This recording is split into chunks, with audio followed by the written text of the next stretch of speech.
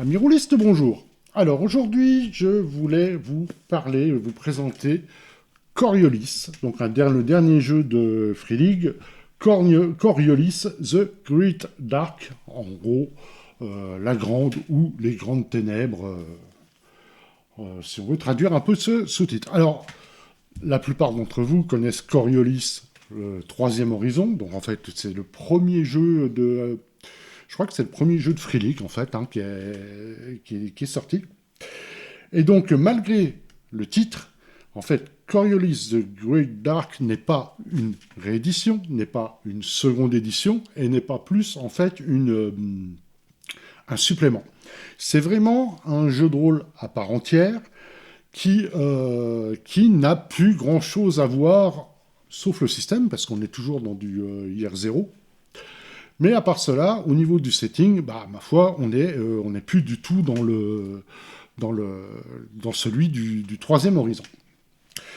Donc voilà. Donc aujourd'hui, je vais vous parler de ça. Donc déjà, je vais vous faire, comme d'habitude. Alors, je vais commencer rapidement sur la forme, hein, et après, je vais vous parler du monde, de vos personnages, de ce qu'on peut jouer dedans, etc. Voilà. Donc aujourd'hui, Coriolis The Great Dark. Donc Coriolis, vous voyez, donc on se retrouve dans un bouquin de 300 pages, avec, effectivement, sur la deuxième ligne de couverture, on commence par une carte stellaire, ça va être la carte de l'horizon perdu. Cet horizon perdu, je vais vous en parler dans la description du monde. Hein. On se retrouve, c'est du Free League, donc on se retrouve avec cette table des matières habituelle de chez eux, hein, qu'on retrouve dans Alien, qu'on retrouve dans Blade Runner, par exemple. Alors moi, j'aime beaucoup cette présentation, mais je me suis dit, putain, du noir, avec des polices de caractère blanches, ça va pas me plaire. Hein, parce que en fait les pages deviennent vite dégueulasses, hein, des fois, hein, ça marque avec les doigts, c'est plein de reflets, bref, c'est la merde en général. Vous voyez, je me dis, oula. Et en fait, non, parce que derrière, la plupart des pages, c'est un espèce de blanc cassé, avec ces illustrations qui nous mettent bien dans le thème de l'exploration, car le thème, c'est l'exploration, avec des liserés comme ça, qui font un peu art déco. Alors, vous voyez, les illustrations rompent beaucoup avec celles de Coriolis, le troisième horizon. Hein, on voit qu'on est dans un autre thème, dans un autre jeu, en fait. Et bref, moi j'aime bien. Moi j'aime bien. Vous voyez, donc avec du découpage, du détourage d'illustration aussi, du plus bel effet, vous voyez. Donc là, avec ce casque un peu rétro, on est effectivement assez loin de Coriolis, ce troisième horizon.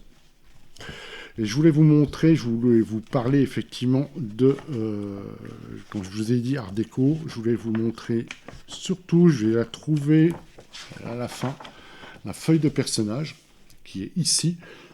Pardon. Et ici, nous avons la feuille d'équipage. Et là, je trouve qu'on est, enfin, pour ma part, je trouve qu'on est pile poil dans l'art déco. Pourquoi ça m'a... Je vous disais, thème d'exploration, c'est un peu les grands vaisseaux d'explorateurs qui partent... donc, on va fouiller, comme la découverte de l'Antarctique, hein, début XXe siècle, par exemple, ou de l'Arctique, avec des explorations dangereuses dans un milieu hostile. Et c'est ça le thème, en fait, du jeu. Mais maintenant, je vais vous parler effectivement du monde et qu'est-ce qui a fait qu'on arrive ici, à cet endroit-là précis, et pourquoi ce thème. Alors, le monde. Donc, le thème de ce jeu. Donc, la filiation avec le troisième horizon, c'est qu'il y a eu suite aux événements de ce qui se passe dans le troisième horizon, il y a eu une diaspora des gens à peu près de tout horizon et de toutes conditions ont monté une flotte spatiale et ont décidé de partir vers les profondeurs inconnues de l'espace, en fuyant effectivement cet univers où la guerre est présente tous les jours, et aller vers un endroit où il y a un bip, comme un phare au fond de l'univers. Et des prophètes ont annoncé que c'était sans doute des signaux du fameux vaisseau spatial, le Nadir, hein, donc comme si vous vous rappelez bien le setting de le troisième horizon, il y a deux vaisseaux colonies, hein, deux vaisseaux générationnels, qui étaient partis il y a bien longtemps, qui sont arrivés. Il y en a un qui est arrivé, le Zénith, hein, qui est arrivé en fait dans le troisième horizon, bien après les colons initiaux, hein, et qui a fini, ça a fini par foutre le bordel hein, là-dedans, donc c'est le Zénith, mais les légendes disent qu'il y en avait un deuxième qui s'appelle le Nadir, et le Nadir, lui, Walou, plus personne ne sait où il est, même personne ne sait vraiment si c'est une légende ou pas, on n'en sait rien. Et donc, en fait, cette diaspora s'est mise en tête d'aller vers ce signe, d'aller vers ce signal, en fait, du fin fond de l'espace, uniquement dans l'espoir de trouver un monde meilleur. Et les colons du Nadir qui ont dû s'installer dans un nouvel horizon. Voilà. Donc ça, c'est le truc de base. Le problème, c'est que quand alors, je vous passe les détails. En fait, la flotte s'est retrouvée dans un espèce de... que personne n'a compris à l'époque, une espèce d'accélération qui a fait accélérer tous leurs vaisseaux plus vite que la vitesse de la lumière. Et ils sont arrivés dans un système. Alors, sans le retour, hein, on peut pas remonter cette espèce de courant spatial. Et par contre, effectivement, qu'est-ce qui s'est passé? Ils sont arrivés dans ce système, le système qu'ils auront nommé Juma, hein, par la suite. Je crois que l'étoile, c'est une géante rouge. Et le petit problème, c'est qu'aucune des planètes était vraiment habitable. Il y a des géantes gazeuses, il y a des champs d'astéroïdes, il y a des planètes rocheuses, toxiques, irrespirables. Et surtout, il n'y a que dalle, il n'y a rien. Ma foi, merde, putain. Et surtout, ils arrivent, le signal, le bip, le fameux truc qui suivent depuis des dizaines d'années. Walou, plus rien. Merde. Alors là, ils se retrouvent bloqués dans ce système. Alors, si vous vous souvenez, dans Coriolis, il y a des portails hein, créés par une race ancienne, un peu mystérieuse. Et ils se sont dit, c'est pas grave, on va trouver des portails. Et en fait, ils n'en trouvent qu'un dans le système, et le portail est mort, il est désactivé, impossible de réactiver le bazar. Alors là, c'est la chiotte. Les voilà tous pris au piège, si j'ose dire, dans ce qu'ils vont appeler l'horizon perdu. Alors bien sûr, ils vont explorer tout ce système, ce nouveau système planétaire, sans vraiment d'espoir de pouvoir aller plus loin, car on ne voyage pas à la vitesse de la lumière, hein, on voyage à travers des portails, et le seul portail qui est là ne fonctionne pas. Donc, ils vont trouver un gros astéroïde dans la zone habitable, où la flotte va s'y coller. Ils vont démonter des vaisseaux, ils vont l'utiliser pour créer ce qu'ils appellent, en fait, c'est en gros le seul endroit habitable dans ce système. Ça va être cet astéroïde avec des coques de vaisseaux qu'ils vont utiliser et un agglomérat, un fatras comme ça, et qu'ils vont appeler Ship City. Ship City, c'est... alors je vous montrerai tout ça dans le bouquin après. Ship City, c'est à peu près 200 000 habitants. Bon, je vous passe les détails. Alors là, ici, il y a une timeline qui est là. Quelques dizaines d'années plus tard, ils vont trouver ce qu'on appelle... Alors, en anglais, c'est le slipstream. Donc, moi, j'ai traduit ça par le sillage. Qui est en fait... Alors, oui, je ne vous ai pas dit. Et sur nombre de planètes, sur nombre de lunes, sur des astéroïdes, ils trouvent des ruines d'une race très ancienne qui a disparu très rapidement, mais il y a peut-être 1 million d'années. Et ces ruines sont parfois couvertes de glyphes, et ils vont explorer ces ruines, ils vont commencer à rechercher, avoir des réponses sans doute les bâtisseurs, effectivement, qui avaient construit les portails, mais en tout cas, ils ont tous disparu il y a fort, fort longtemps. Donc, comme je disais, par contre, au bout de quelques dizaines d'années, ils vont trouver ce fameux sillage. Et ça va être de nouveau, alors qu'ils se croyaient, on va dire, prisonniers dans ce système, et ils vont pouvoir suivre et envoyer de grands vaisseaux, de grands vaisseaux d'exploration sur ces routes, ce fameux sillage. Alors le sillage est très compliqué il est dangereux, il est instable, bref, c'est pas l'idéal. Et en gros, il y a surtout 3 grosses expéditions qui vont être envoyées là-dedans. Ils vont retrouver d'autres systèmes stellaires, enfin quelques-uns. Pareil, pas beaucoup plus habitable, rien d'extraordinaire. En tout cas, pas de quoi justifier une migration des colons, en fait, sur cet endroit. Donc, ils vont rester dans ce Ship City et on est aux portes, en fait, des grandes explorations. Le monde Ship City est dirigé par des guildes. Et là, il y en a une guilde qui va être créée particulièrement. Ça va être la guilde des explorateurs. Et cette guilde des explorateurs, c'est elle qui va avoir en charge, effectivement, d'aller fouiller les ruines, d'aller chercher des vestiges, d'aller éventuellement trouver une planète habitable où s'installer. Et vos personnages, qu'est-ce qu'ils vont faire? Ils vont faire partie de cette guilde des explorateurs. Donc, en gros, voilà le setting global. Bon. Maintenant, on va rentrer un peu plus dans le détail au niveau des personnages.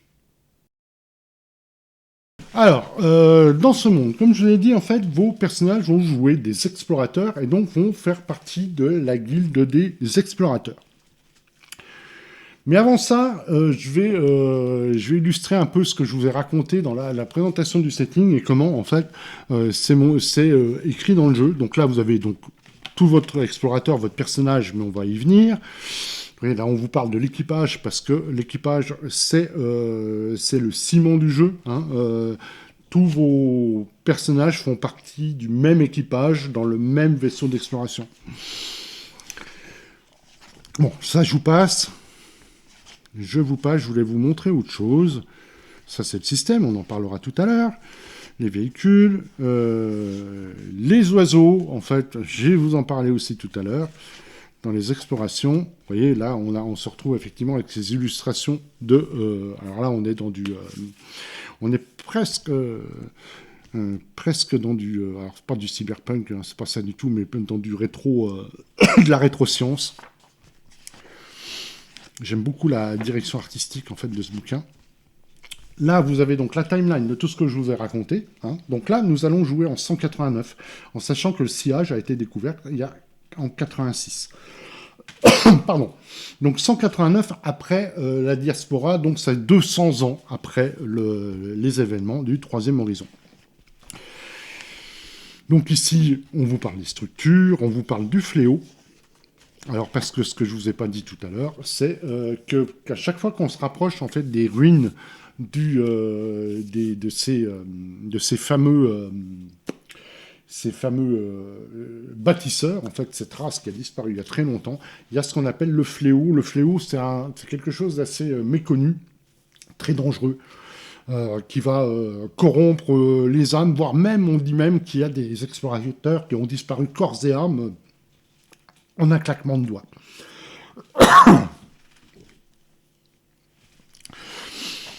Donc, en fait, sur Ship City, comme je vous disais tout à l'heure, il y a des guildes. Ça va être eux qui dirigent, en fait, toute la diaspora. Donc, la guilde des machinistes, la guilde des navigateurs, la guilde des jardiniers, il faut faire bouffer tout le monde, la guilde des coriolites. Les coriolites, en fait, ce sont les anciennes familles de Coriolis qui sont partis avec la diaspora. La grenouille noire, qui est un peu quelque chose de... Alors à la fois un peu mystérieux, à la fois un peu mafia, enfin bon, on ne sait pas trop. et la fameuse guilde des explorateurs, là où font partie vos personnages. Voilà. Ça, c'est le fameux Ship City. Alors, je voulais vous montrer parce que on a...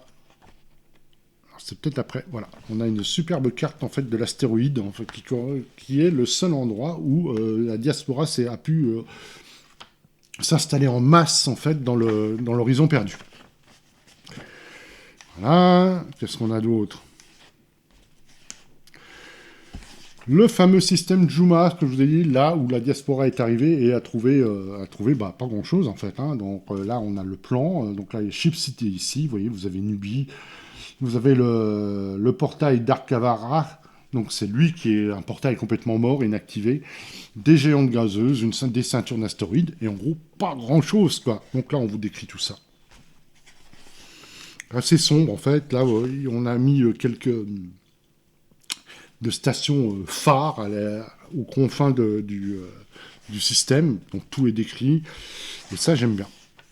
Et ça, c'est la carte de l'Empire, enfin pas de l'Empire, qu'est-ce que je raconte, de la sphère découverte, en fait, cartographiée. Vous voyez le système Juma ici, et tous les tirets là, les petits tirets là, ce sont le fameux sillage, avec 3 bras. Le bras, donc, Hammurabi, le bras Zenobia qui est ici, et au milieu, c'est le bras, il est où le nom je ne me rappelle plus comme un gland, il est là, le bras Ordana. Voilà. Et ça a été les 3 gros vaisseaux qui sont partis en premier sur le sillage pour aller reconnaître en fait l'espace autour du système où la diaspora est arrivée. N'a pas été trop couronné de succès, plein de ruines, etc. Et pas franchement d'endroits où se poser. Enfin, où immigrer, on va dire. Donc là, on vous parle des grands vaisseaux. C'est les fameux grands vaisseaux d'exploration. Alors, qui coûtent une fortune. Qui coûtent une fortune en termes de ressources. Hein, et Ship City, on manque quand même. Vous voyez, là vous avez, voilà ce que va être un grand vaisseau qui va se lancer dans le sillage, ce fameux sillage qui est relativement dangereux.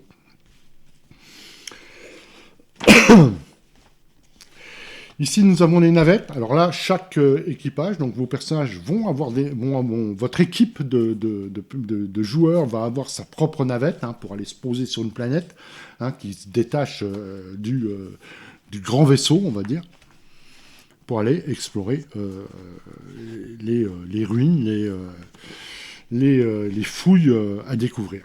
Voilà, chapitre 2. Voilà, donc en gros, je voulais vous montrer ça. Et à la fin, voilà encore une carte, effectivement, de la sphère découverte, enfin, cartographiée. Donc, elle reprend un peu celle que je vous ai montrée au début. J'aime beaucoup le graphisme qui a été pris. Parce que là, au début, vous avez l'horizon perdu. Et en fait, la fameuse sphère cartographiée représente ceci qui est là. Et tout le reste, c'est des trucs au-delà des abysses. Quelque chose qui est très loin, qui peut justement mener les explorateurs à trouver de nouvelles routes vers ces endroits-là et espérer trouver des réponses aux bâtisseurs, etc., etc. Bon, tout ça c'est bien beau, je parle, mais je vous ai toujours pas parlé des personnages. On va y venir. Vos explorateurs. Alors vos explorateurs, en fait, on va déjà déterminer son origine. Donc, c'est magnétique, etc. Sa richesse de départ. Bon, tout ça, c'est sympa, mais bon, on a pas mal de tables quand même de... Ah, je crois qu'Hippolyte arrive. Oui. Il va tout foutre par terre. Non, lève là. Il y avait longtemps qu'on ne l'avait pas vu. Allez, couche-toi là. Voilà. Alors là, je sais pas si du coup la caméra est encore en place. Ouais, c'est bon. Donc pas mal de tables pour créer votre personnage, comme je vous ai dit tout à l'heure. Il va foutre le bordel, ça c'est sûr. Non, on se couche pas sur le livre. Non, là, couché. Il m'écoute toujours autant, ce chat. Igor. Igor. Bien. Donc je sais plus où j'en étais. Là, voilà, on va créer effectivement votre équipage. L'équipage, chaque membre de l'équipage a un rôle très précis. Hein. Donc, qu'est-ce qu'on a? Alors, le delver, c'est l'explorateur, c'est celui qui va être le chef des fouilles. Le scout, c'est celui qui va utiliser effectivement tous les appareils de scan pour scanner l'environnement. Burrower, alors lui, ça va être c'est le fouisseur, c'est celui qui va alors comment c'est expliqué, qui va trouver des chemins sécurisés à travers les puits d'exploration.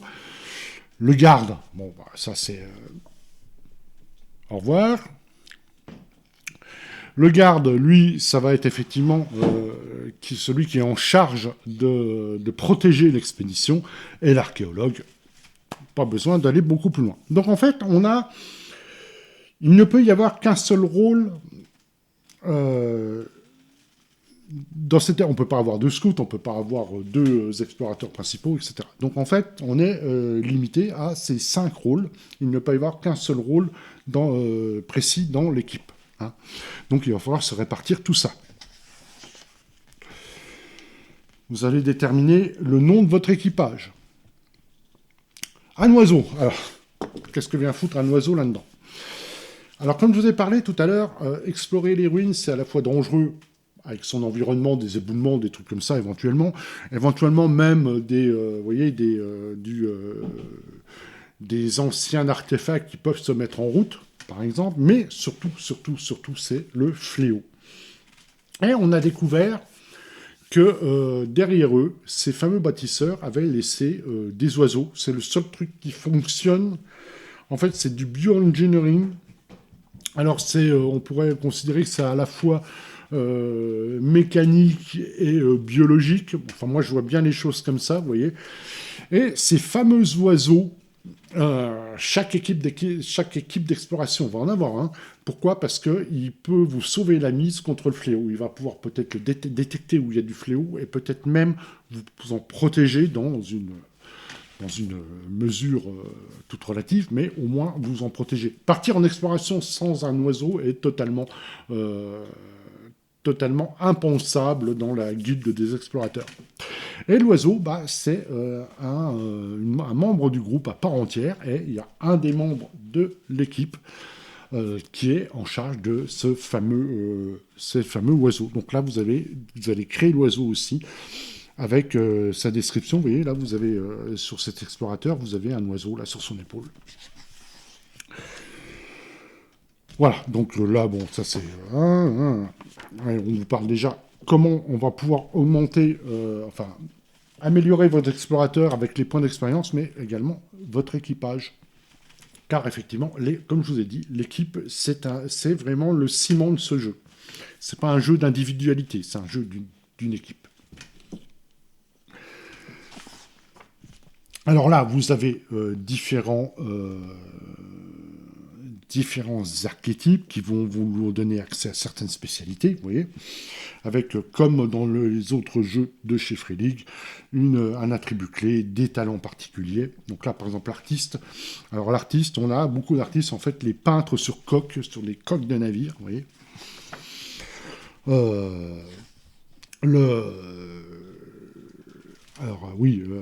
Enforcer, c'est un peu c'est celui qui maintient un peu la loi.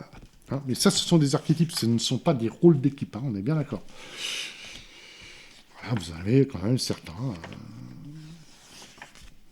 certain nombre, l'érudit, le voyageur, voilà, donc un certain nombre.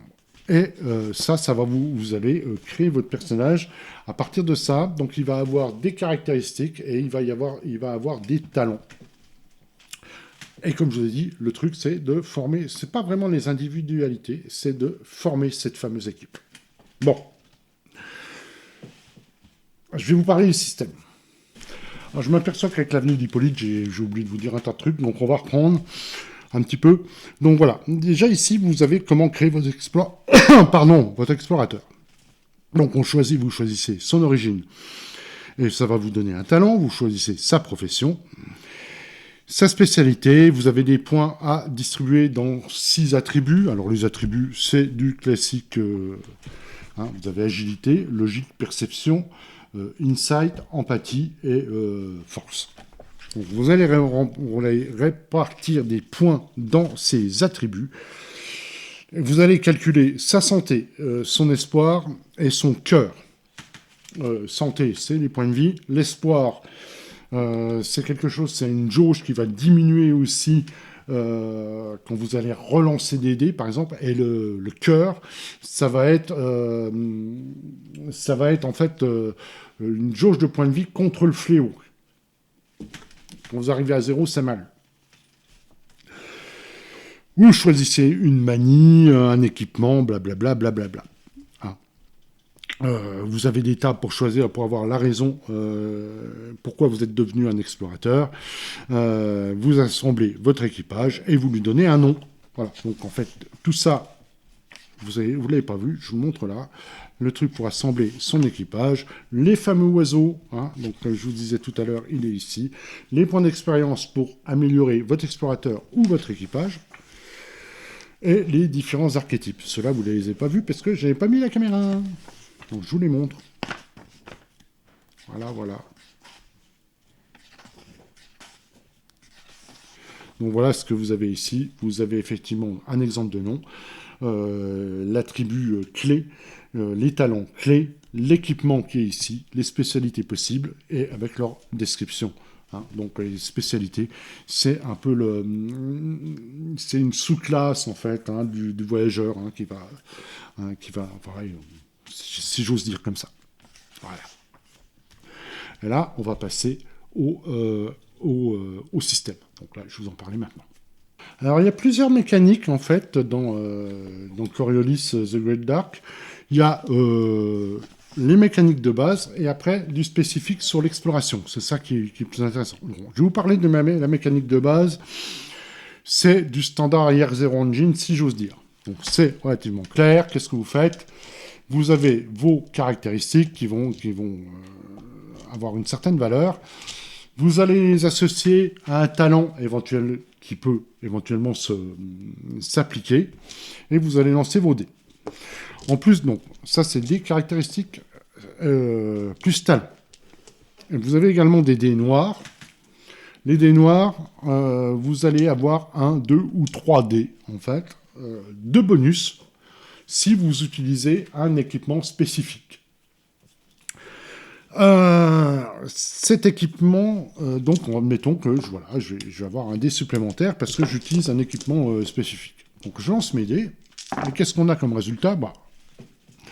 Ici, vous voyez, on a ceci. Donc, ça, c'est le 6. Vous pouvez jouer avec des dés standards, comme dans n'importe quelle version du Year Zero Engine. Là, on a un 6. Là, on a un 1. Donc, ça, le 6, avec ce symbole-là, vous avez une réussite, l'action est réussie, point. Voilà. Si vous n'allez pas plus loin, voilà, l'action est réussie, le reste des dés, on s'en fout. Ça, ce sont des points d'espoir. Les points d'espoir ne rentrent en jeu que si vous relancez les dés. Vous avez le droit de relancer tous les dés, sauf les dés qui montrent un symbole. Donc là, par exemple, ceux-là, admettons que je veuille plus de réussite, donc je lance les dés suivants. Là, j'en ai pas, on peut le lancer qu'une fois. Par contre, comme j'ai relancé le dé, on applique ceci, et ceci, c'est un point d'espoir. Je perds un point d'espoir. Alors, on peut être brisé par l'espoir, on peut être brisé par la santé, et on peut être brisé par le fléau. Alors, comme je vous disais, le fléau, qu'est-ce que c'est ? C'est ce fameux pouvoir qui corrompt, c'est assez diffus. Bref, c'est en fait la peste des ruines, si j'ose dire. Voilà. Donc, j'ai pas eu le cas sur le dé de bonus, des mécaniques, mais admettons, dessus, c'est comme les autres dés, j'ai ça, j'ai ce symbole un peu d'oiseau, c'est une réussite. Et inversement, j'ai cette espèce d'engrenage un peu cassé. Pourquoi ? Parce que si je sors ça, l'objet que j'ai utilisé va perdre un point de bonus. Donc par exemple, si je n'avais qu'un point à lancer, un dé de bonus à lancer, la prochaine fois, il en lance 0. Pourquoi ? Parce qu'il est cassé, il est tombé en panne, il va falloir le réparer, etc. Si j'en avais 2 et que j'ai fait ça, je perds un dé de bonus pour les prochains jets, par exemple. Donc en fait, votre équipement va se dégrader comme ça, et ça va être tout le thème du jeu. Ça va être une dégradation des ressources au fur et à mesure de votre exploration. À savoir quand s'arrêter, revenir en arrière, aller plus loin avec des risques. Tout l'enjeu est là. Voilà, donc ça c'est pour le système de base, vous voyez, on est dans du Year Zero Engine, il n'y a rien de compliqué, quoi. Hein. Alors après, on aime ou on n'aime pas le système, ça c'est un autre débat. Alors il faut quand même que je vous montre la liste des talents, je vous ai montré les caractéristiques, mais voilà. Nous avons des talents de combat, vous voyez, ils valent en général entre 1 et 3. Des fois, il y en a un qui valent que 1. Alors, en général, quand il valent entre 1 et 3, il va vous donner quelque chose en plus quand vous allez jeter les dés. Par exemple, combattant avec une lame. Vous avez un dé supplémentaire par niveau de talent, donc 1 à 3, pour le combat au corps à corps. Donc, des talents, ça va être, comme je l'ai dit, admettons que vous ayez 3 en caractéristiques, ça, et que vous avez 3 en Blade Fighter, et que vous affrontez quelqu'un avec une arme blanche. Eh bien, qu'est-ce qui se passe ? Vous rajoutez, si vous avez 3, vous rajoutez 3 dés, et vous allez lancer tout ça. Il y a des talents où ils n'ont pas ils ont un seul niveau. Par exemple, lui, c'est garde du corps. Donc, si quelqu'un est à courte portée de vous et qui est touché par une attaque, vous pouvez plonger pour prendre le point de dégâts à votre place. Et dans ce cas-là, vous faites un jet d'agilité. Voilà, donc on a des talents de combat, on a des talents sociaux, on a des talents de véhicules, on a des talents de connaissances, des talents d'intuition, insight, j'ai toujours un peu de mal à le traduire, des talents d'équipement, des talents pour se remettre de choses. Par exemple, c'est là qu'on a par exemple le chirurgien, c'est là qu'on a infirmier, on a commandant par exemple.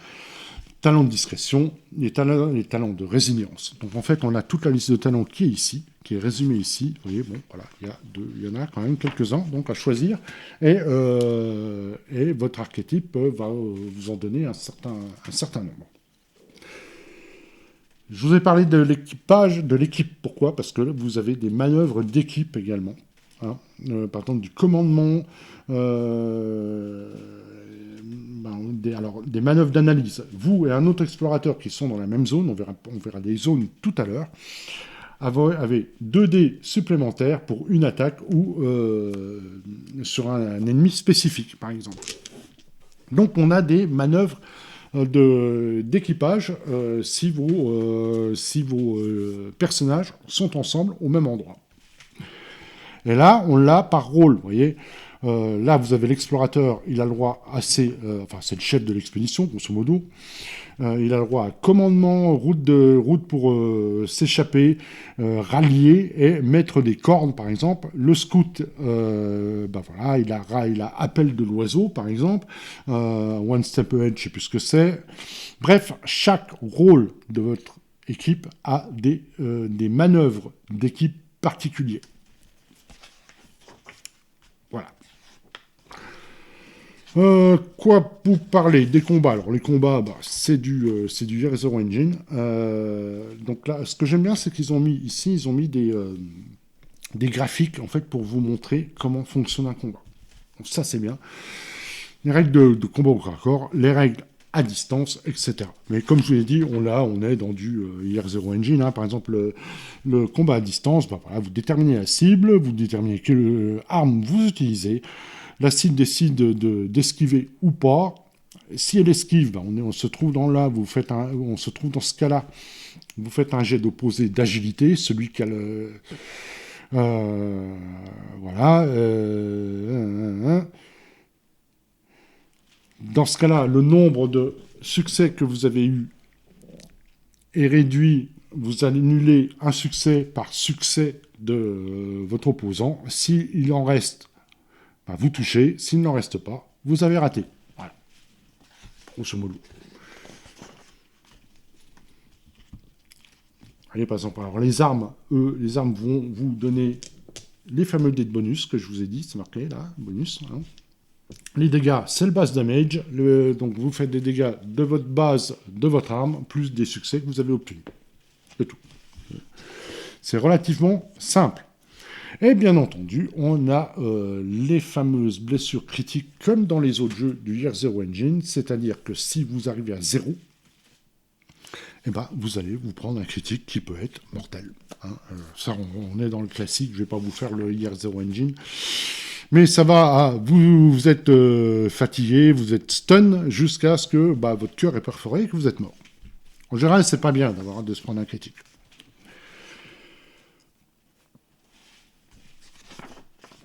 Vous avez deux autres critiques possibles quand vous... Alors, ce que je vous ai pas dit, oui, si, je vous ai dit, quand vous relancez les dés et que vous tombez sur ce signe, vous perdez de l'espoir. Et quand vous avez 0 d'espoir, en fait, votre mental s'effondre et vous prenez un critique mental. Et la dernière jauge, c'est le cœur. Le cœur, là, le cœur est effectivement, quand il arrive à 0, il est réduit à cause du fléau, le cœur. Et quand vous arrivez à 0, vous prenez un critique de fléau. Et le critique de fléau, c'est mal. C'est très mal. Par exemple, 66, vous cessez d'exister. Personne dans l'équipage ne se rappelle même de vous. Votre explorateur est parti. Voilà. Donc ça, c'est le fléau. Donc, vous voyez, 3 tables de critique en fonction des jauges qui arrivent à 0. Bon. On a des règles sur les véhicules, avec une table de critique des véhicules quand les points de vie du véhicule arrivent à 0. Je ne vais pas vous faire le détail. Les poursuites, là, on voit très bien que ce n'est pas un jeu basé sur la poursuite, car en fait, c'est très, très, très vague, en fait, leur système. Et on arrive au pouvoir des oiseaux. Alors, comme je vous ai dit, chaque équipe d'explorateurs, chaque équipe d'explorateurs a avec lui un oiseau qui va l'avertir du fléau, qui va éventuellement lutter contre. Hein. Donc, ce fameux oiseau, voilà, c'est ça, il est ici, par exemple. On en a une représentation ici. Assez particulier, hein, quand même, le bestiau. Je vois ça dans mon jardin, je ne suis pas forcément rassuré. Et chaque oiseau va avoir, en fait, son énergie, donc sa santé et son énergie. Et il y a 3 types d'oiseaux, le gardien, le guide et le spectre. Et avec des pouvoirs particuliers. Alors, les oiseaux, on les appelle les garoudas aussi. Dont le nom qui est là. Une petite tape quand vous en perdez le contrôle, ça c'est sympa aussi. Alors ça, je crois que c'est quand il arrive à 0... Non, c'est ça, c'est quand vous sortez en fait ce symbole et que vous avez faire un push en fait du jet de commandement de l'oiseau. Dans ce cas-là, vous perdez le contrôle de votre oiseau, vous lancez un D6 là-dessus et puis vous voyez ce qui se passe. Voilà. Et là, donc, vous avez les pouvoirs des oiseaux, le pouvoir standard. Hein, il peut attaquer, il peut se défendre, il peut annuler le fléau, etc. Et des pouvoirs avancés également. Donc, je crois que tout ça, vous pouvez même non, vous pouvez pas les augmenter par l'expérience. C'est en fonction du type. Si vous pouvez l'entraîner, votre oiseau. Il faut dépenser des points d'expérience pour entraîner votre oiseau et développer de nouveaux pouvoirs.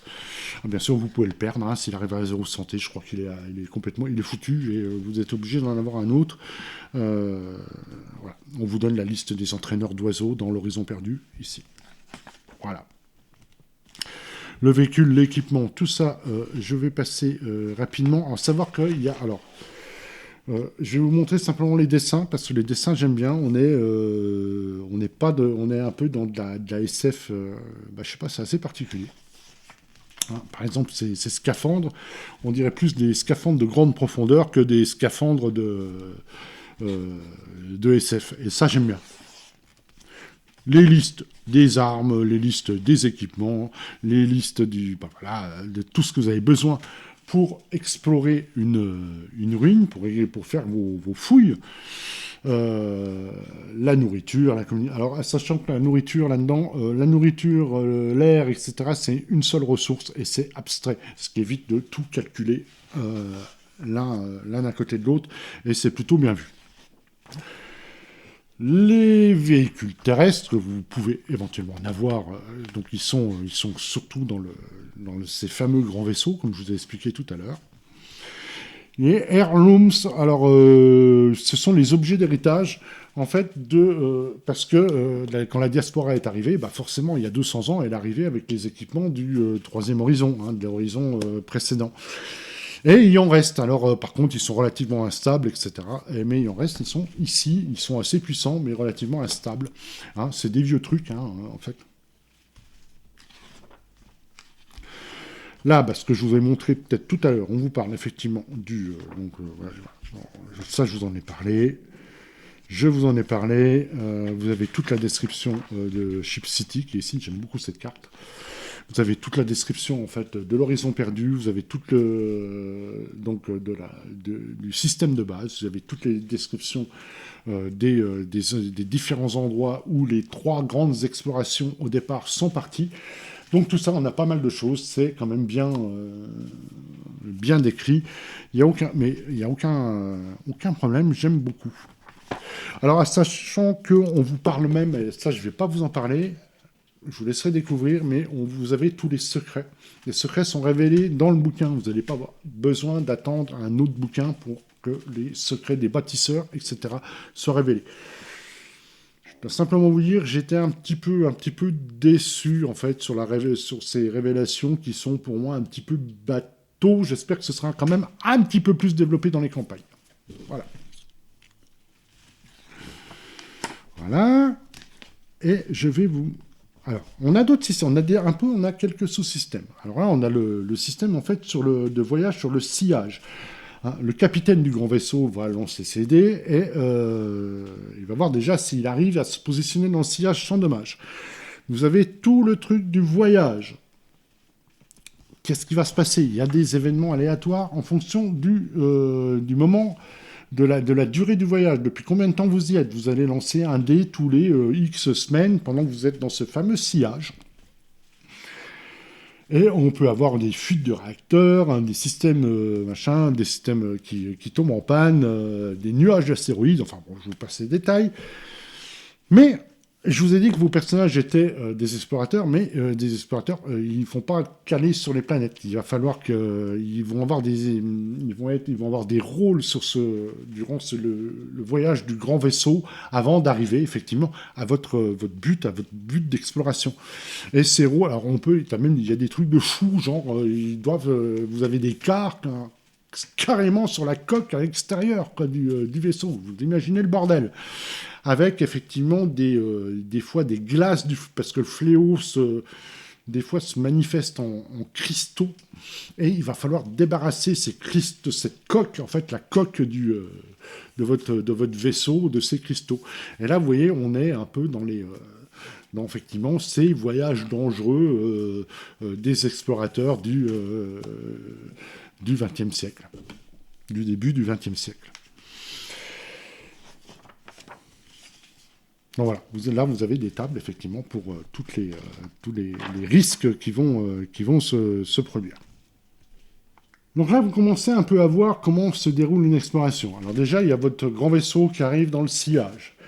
Vous avez la durée du voyage qui va pas être de tourpeau. Hein. On n'est pas en première classe d'un paquebot. Il va falloir bosser. Vous avez des assignements qui sont parfois dangereux. En fait l'aventure commence à ce moment-là. Après, vous avez des sous-systèmes pour les règles d'exploration ou d'exploration terrestre. Et là, il y a un truc que j'aime pas trop, c'est-à-dire qu'on vous explique que dans les campagnes officielles qu'on va faire, vous verrez, ce sera beaucoup plus développé que ça, etc.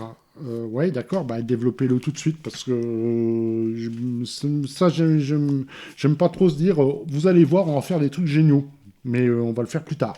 Ça, j'aime pas trop. Bref, c'est pas très grave. Donc là, vous avez les règles de voyage avec ce qui peut vous arriver, car vous voyez, rien n'est jamais simple. Il y a toujours des problèmes qui arrivent. Dans ce jeu, il y a toujours des impondérables, des trucs non prévus qui vont se passer. Hein. Et c'est ce qui va en faire un peu le sel aussi, le sel de cette exploration. Et là, on a fouillé dans les abysses. Voilà. Parce qu'en fait, la plupart des ruines des bâtisseurs sont enterrées. Hein. Enfin, ce qui en reste en tout cas. Et vous allez devoir explorer tout ça. Et vous avez tout un système de jeu pour faire cette exploration. Donc vous allez déjà devoir dire qu'est-ce que vous emmenez avec vous. Bien sûr, vous êtes limité par le poids, hein, forcément. Et ça va vous donner des points de ressources qui vont baisser en fonction de la durée de votre exploration, de vos succès, en fait, ou pas. Donc, vous voyez, vous avez toute la procédure d'exploration. Déjà, alors, vous allez commencer, qu'est-ce que vous faites? Vous allez devoir faire un scan. Et là, quand vous faites un scan, le maître de jeu, parce qu'il y a va vous donner, vous voyez, alors, spoiler, va vous donner une carte globale, en fait, de la zone à explorer. Donc là, vous avez, vous voyez, les premiers niveaux, on va dire. Ok. Donc ça va être le rôle du scout avec son scanner. Après, l'explorateur va... Alors, je sais plus si c'est l'explorateur ou pas. Vous allez lancer des dés pour savoir de combien de cases vous allez explorer. On est un peu dans de l'ex-crawl. Alors, je vais quand même être... Je suis désolé, mais je suis obligé de faire un peu de spoil et de vous montrer, en fait, dans le scénar. Alors, non, peut-être pas. Il y a peut-être un exemple hors scénar. C'est un peu le bordel, mon truc. C'est un peu le bordel. Bref, alors, je vous ai dit, j'essaie de me reposer, me regrouper, mes idées. C'est-à-dire, vous allez avancer sur une carte de cases et vous allez l'explorer. Et à chaque fois, il y a un risque, en fait, enfin, il n'y a pas un risque, il va toujours se passer quelque chose d'inattendu, toujours un problème quelconque. Vous allez lancer un D6 pour savoir qui va affronter ce problème dans l'équipe.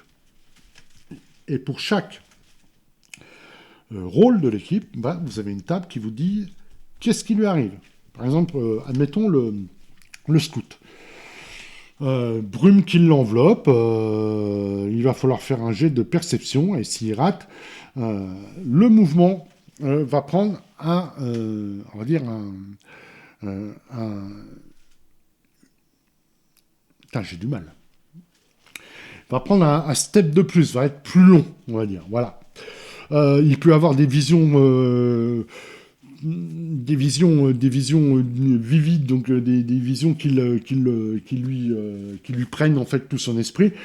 Et donc en fait, il va ralentir, vous allez ralentir, l'exploration va ralentir et va perdre du supply. Bref, il va arriver pas mal de trucs comme ça, des sports luminescentes par exemple. Alors, tout ça, ils vous disent, dans nos campagnes, ça va être plutôt que d'avoir un truc générique, on aura des trucs particuliers à votre exploration. Ok. De la glace noire. Alors là, vous prenez 2 fléaux dans la gueule et puis vous devenez chicken. Et donc là, voilà la procédure. Donc, l'explorateur fait un jet d'agilité. S'il réussit, vous avancez en fait de autant de cases sur la carte que de succès. Si vous arrêtez, si vous ratez, si vous n'avez aucun succès, en fait, l'exploration progresse, mais par contre, vous dépensez des ressources. Si vous arrivez à un endroit qui est particulier, décrit dans le scénario, vous allez l'explorer. Sinon, il arrive quelque chose d'inattendu. C'est la fameuse table que je vous ai mis. Vous lancez un D6 pour quel rôle est affecté, et qu'est-ce qui se passe. Ensuite, chaque explorateur souffre du fléau, parce que, en fait, sur chaque carte, il y a Ça, c'est l'exemple de jeu. Mais vous voyez, quand vous avez un truc comme ça veut dire que quand on arrive à ce point-là, il y a un point de fléau. Donc il va falloir y résister. Vous allez peut-être pouvoir aussi envoyer l'oiseau en exploration, en scan en fait du fléau qui va vous avertir. Donc on va toujours être dans ce milieu fermé, dans ce milieu dangereux d'exploration de ruines. Hein. Tout est là, en fait, c'est de l'exploration de ruines ce jeu. Tout ça, c'est la procédure. Donc, vous voyez, ce sont des cases. Donc, comme je l'ai dit tout à l'heure, le nombre de succès initial va vous faire déplacer de X cases. 2, vous avancez de 2. Vous regardez ce qui se passe, etc. Vous continuez. Vous arrivez à un endroit particulier, vous l'explorez. En gros, c'est ça. Mais il y a tout ce système qui est pas mal. Alors, j'aime bien, moi, parce que c'est un système, en fait, qui va vous baisser toutes vos ressources d'air, de nourriture, du supply en général, votre ressource d'espoir, vos ressources de cœur contre le fléau. Et plus vous avancez, tout ça va s'éroder. Et plus vous allez avancer, plus autour de la table, il va y avoir...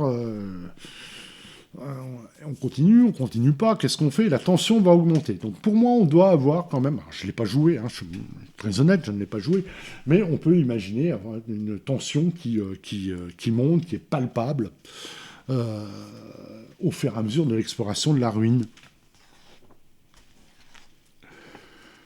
Parce que bien entendu, on peut tomber sur des créatures, des adversaires. Donc dans des créatures, alors ce que j'aime bien, c'est les échos. Alors on a des créatures du fléau. Hein, je vais vous passer les détails, mais on a également des échos du passé. On pourrait penser que c'est des fantômes. On ne sait pas trop ce que c'est, mais des échos des bâtisseurs. On peut tomber aussi sur des machines de défense des bâtisseurs. Bref, un tas de trucs qu'on peut... vous pouvez imaginer un tas de choses. Des endroits toxiques aussi, pourquoi pas. Parce qu'il y a aussi l'environnement normal, des éboulements, etc., etc. Je vais vous montrer quand même... Et là, ça va être gros. Alors ça, c'est toutes les créatures. Et on est comme dans les autres jeux de Free League. C'est que chaque créature a son attaque de signature. C'est-à-dire, elle ne lance pas un dé pour savoir qu'est-ce qui se passe. Vous lancez un D6. Et vous lancez un D6. Et ça va vous donner son type d'attaque. Et ça, j'aime bien parce que ça spécifie, ça donne vraiment du cœur à une créature, à son attaque particulière. Et vous allez forcément surprendre vos joueurs. Et ça, j'aime bien. Les phénomènes aussi, voilà, parce que nuage toxique, il n'y a pas que le fléau et des échos du passé, mais il y a également en fait tout ce qui est problème, problème d'exploration physique pure. Bon, là c'est les thèmes du jeu, etc. Il y a un scénar dedans, voilà. Alors spoiler. Vous voyez, qui est en cases. C'est le nombre de cases, donc, comme je vous ai dit, que vous avancez à chaque tour d'exploration. Quand vous arrivez à un endroit qui est noté, dans le scénar, voilà, vous avez en fait votre... vous voyez, là, vous avez 1, 2, 3, 4, 5, et tout est décrit ici. Vous allez devoir, à chaque fois que vous arrivez à un endroit particulier, l'explorer, voir ce qui se passe, etc. Le chiffre dans l'hexagone, c'est le niveau du fléau. Plus vous descendez, plus vous allez prendre de fléau dans la gueule. C'est toujours la case dans laquelle vous arrivez, je crois, qui vous donne le niveau de fléau. Mais bien sûr, il faut y arriver et puis il faut ressortir. Et tout ça, ça va épuiser vos ressources. À un moment donné, vous pouvez faire un campement dans votre exploration, ou ressortir, aller rechercher du matériel. Mais il va falloir recommencer tout après, etc., etc. Voilà. Ça, c'est la carte en fait du scénar qui est dedans. Je ne vais pas aller plus loin. Donc voilà. Donc là, vous aurez compris un peu ce que c'était le thème du jeu. Le thème du jeu, c'est l'exploration, avec tout ce système très développé pour l'exploration. Vous avez aussi ici, vous avez aussi ici en fait toutes les règles pour créer votre propre fouille, en fait votre endroit pour explorer ces ruines, hein. Donc avec un tas de tables qui vont vous dire de quelle ère des explorateurs ça date. Vous voyez, ça peut depuis 1 million d'années jusqu'à 150 000 années, 150 000 ans. Alors, bien sûr, on vous explique dans les règles ces différents trucs, hein. Vous avez quand même des indices à donner à vos joueurs. Vous savez qu'on sait que les ruines qui ont plus d'1 million d'années n'avaient pas vraiment les mêmes fonctions que celles qui ont 150 000 ans. Et pourquoi donc on sait qu'on a une civilisation qui a duré plus d'1 million d'années et qui a disparu très rapidement. En quelques dizaines d'années, elle a disparu. Et on pense que c'est le fléau qui l'a anéanti, mais pourquoi tout d'un coup, pourquoi c'est arrivé comme ça? On ne sait pas. C'est un des mystères du jeu et c'est là-dessus que vous allez devoir jouer pour faire vos scénarios. En sachant que la campagne n'est pas sortie en même temps que le jeu de base, elle doit arriver un peu plus tard. D'après ce que j'ai compris, elle est un peu axée sur le nadir, parce que là, le nadir, on vous en parle absolument pas de ce fameux signal que la diaspora a suivi. Ça devrait être abordé dans la campagne.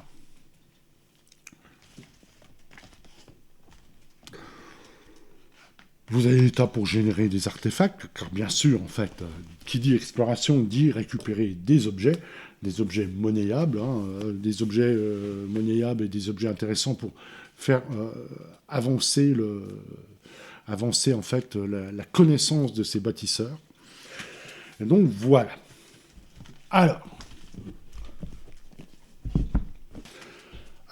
tout ça en conclusion. Bon, alors déjà, je tiens à m'excuser parce que j'ai un peu l'impression que ma présentation est un peu partie dans tous les sens, mais c'est assez compliqué à vous le présenter. J'espère que vous allez arriver à suivre un peu mon charabia. Donc là, pour résumer tout ça, donc Coriolis, The Great Dark, alors il y a des guildes, on peut avoir un jeu de lutte de pouvoir si on veut, pourquoi pas. Mais ça, c'est vraiment secondaire.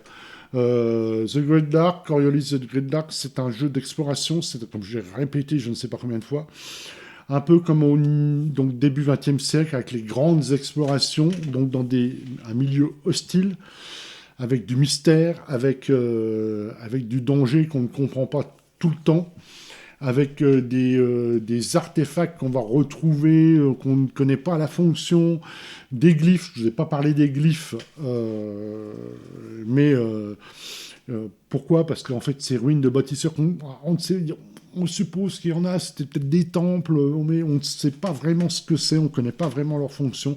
Il y en a qui sont couverts de glyphes, on a réussi à en activer certaines. Bref, donc, exploration dans un milieu hostile naturel, dans un milieu hostile avec, on va dire, presque mystique avec le fléau, et dans de l'exploration de ruines, de fouilles, de choses du passé. Et donc, tout le thème du jeu, c'est ça, c'est de partir en exploration du début jusqu'à la fin. Voilà. C'est le thème de Coriolis The Great Dark. Alors, quelque part, on est un peu enfermé dans ce thème. J'aurais tendance à vous dire oui, car là, il n'est pas prévu de sortir de ça. Hein. Vous êtes tous dans la guilde des explorateurs. Donc, en fait, le thème, c'est celui-là. Qu'est-ce que je peux vous dire d'autre? Je ne vous ai pas montré, mais il y a des règles pour jouer en solo. Très facile, les jeux s'y prêtent absolument à merveille, puisqu'on est dans un jeu d'exploration. Hein, vous avez un tas de tables pour déterminer sur quoi vous tombez, qu'est-ce qui arrive, etc. En solo, ça marche très très bien, il n'y a aucun problème. Le thème est quasiment fait pour du solo, presque, je dirais. Je pense qu'on devrait avoir une montée de tension autour de la table en fonction, plus les jauges de ressources baissent, plus la tension augmente. Ça, c'est cool. Et moi, j'attends avec impatience en fait la campagne qui va sortir, parce que j'aimerais avoir un peu plus de détails sur la manière dont en fait c'est présenté aux aux joueurs la proposition ludique. Parce que là, j'ai vu donc le Ziggurat Noir, qui est le scénar d'intro. Bon, c'est un scénar d'introduction, c'est intéressant, mais bon, voilà, ça me donne une idée de la chose, mais je reste un peu sur ma faim. Donc voilà, Coriolis The Great Dark, qu'est-ce que j'en pense? C'est pas trop mal pour l'instant, mais j'en attends un peu plus, on va dire. On va voir ce que Free nous propose dessus à partir de maintenant. Je dois vous avouer que celui-là, je l'ai acheté un peu sur un coup de tête. Je sais pas vraiment à quoi m'y attendre. Par contre, question ambiance, celle-là, elle est posée, il n'y a aucun problème. Ensuite, j'aimerais bien voir comment ça va évoluer. Voilà, aujourd'hui c'était Coriolis The Great Dark. Eh bien écoutez, merci à ceux qui ont eu le courage de suivre ma pauvre présentation jusque-là. Ça n'a pas dû être simple. En tout cas, je vous remercie beaucoup. Et puis, comme d'habitude, un petit abonnement, un petit like, etc., etc. La chaîne, machin, grandir, enfin, vous connaissez c'est le blabla. Voilà, allez, ciao, bye, à plus pour de nouvelles vidéos et de nouvelles présentations de jeux. Ciao, ciao.